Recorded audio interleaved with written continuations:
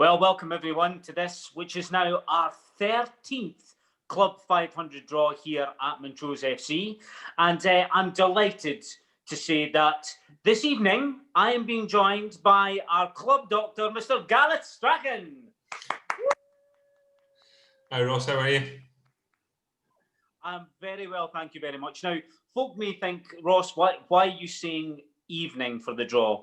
Well, it's just to let them all know that we're having to do this one day early because you, Gareth, have a very important job tomorrow. Do you want to tell everybody what you're going to be up to? Yes, we're finally getting to do some COVID vaccinations, so looking forward to it.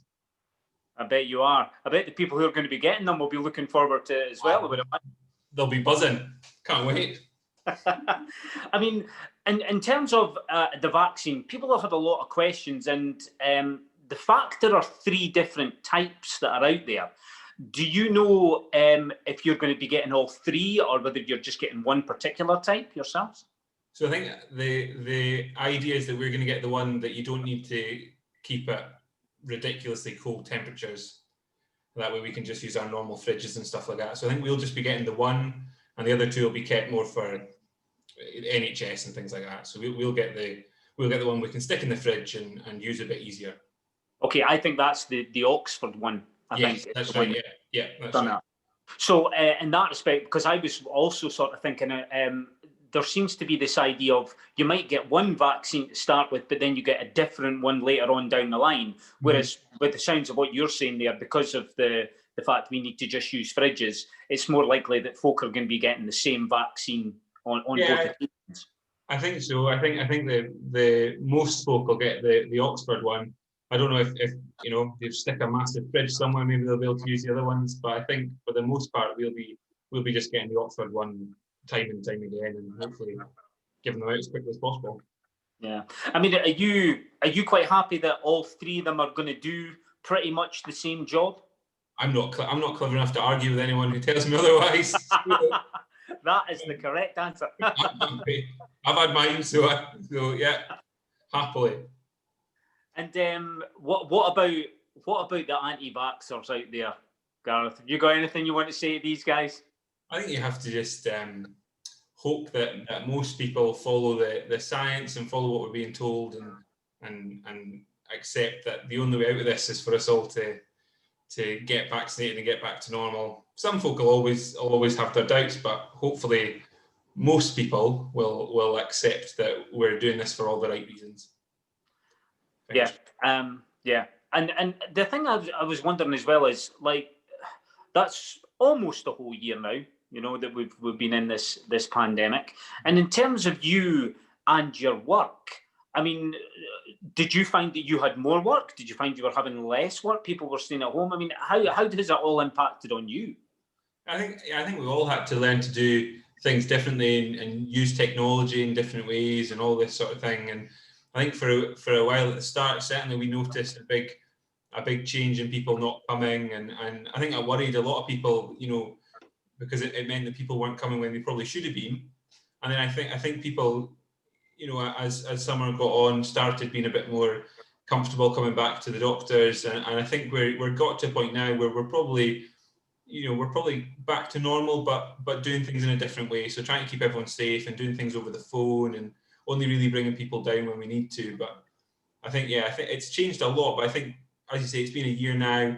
We're pretty used to it. And I think we're probably going to have to, stay used to it and keep doing this for a while yet. So, yeah.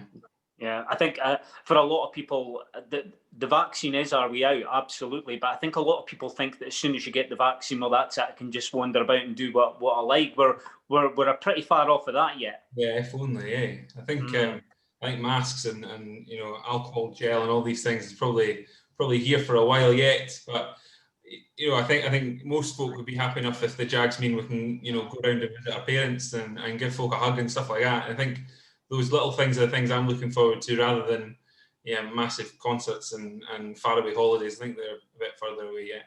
Yeah. I thought you were saying alcohol jellies there. I thought this is what the party was going to be when we were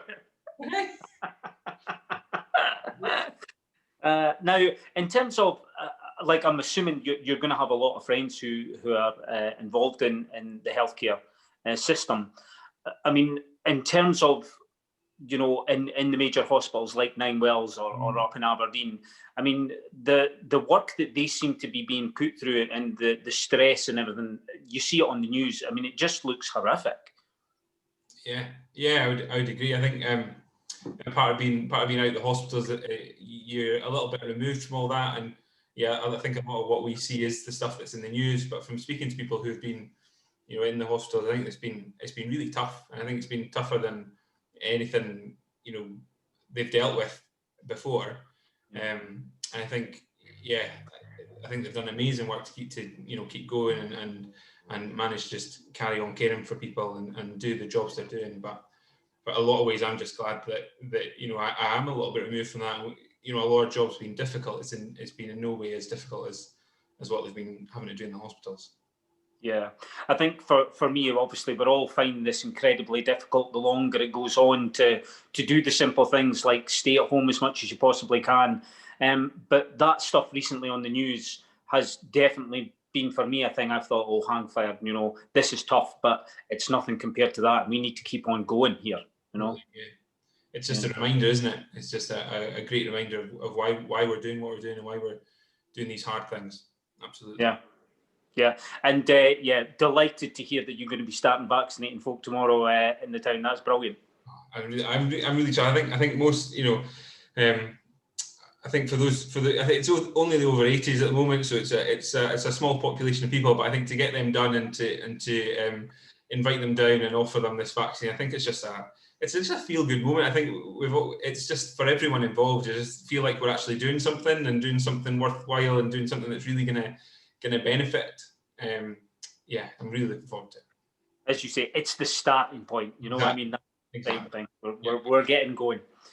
Okay, well, this is our 13th draw, Gareth, and 13 is not going to be unlucky for two individuals today. So you're going to be drawing two balls. The first ball you draw is for our £500, and the second one is going to be £100. So do you feel the weight of responsibility upon you here? Oh, I'm feeling it. Good. No pressure. Oh, great. We're on the sleeves up. So, Gareth, if you could please draw our first number. This is for our £500. Okay, here we go. Here he goes.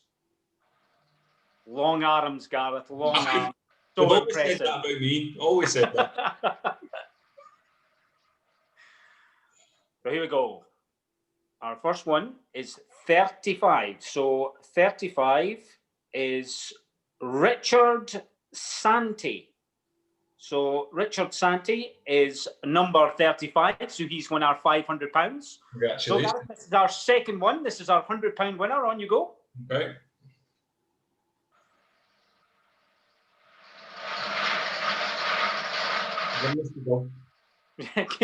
Give them a good sugar. And 41. And number 41 is James Boyd. So James Boyd, congratulations. You are our £100 winner.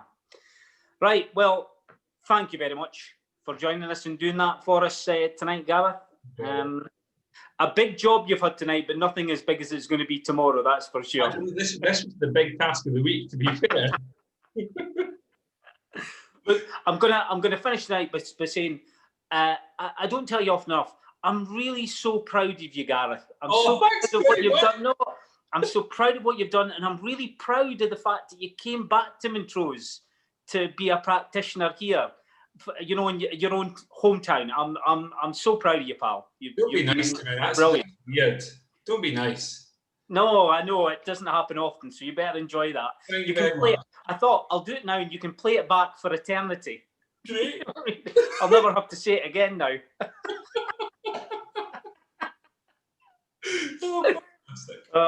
Well, look, you take care of yourself, and hopefully I'll see you back at Links Park sooner rather than later, buddy. Fingers crossed. Cheers. Take care. Bye. Care. Bye.